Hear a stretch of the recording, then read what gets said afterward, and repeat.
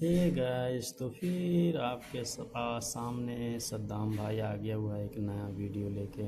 तो गाइस ये है गीज़र, और गीज़र में कनेक्टर लगाना है, कनेक्टर पाइप।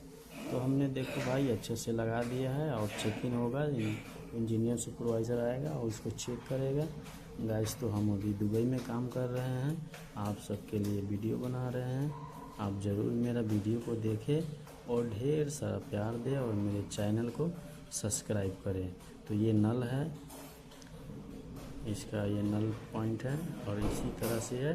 काम बहुत ही इजी है, प्लम्बिंग वर्क बहुत ही इजी है। तो ऐसे आप डिस्टर्ब ना होइए। अगर प्लम्बिंग का काम करना चाहते हैं तो बेझिझक आप प्लम्बिंग का काम में आ सकते हैं। थोड़ा बहुत भी नॉलेज लेकर आप प्लम्बिंग का काम में आ सकते हैं, क्योंकि very easy this work is plumber, not disturb everyday working plumber।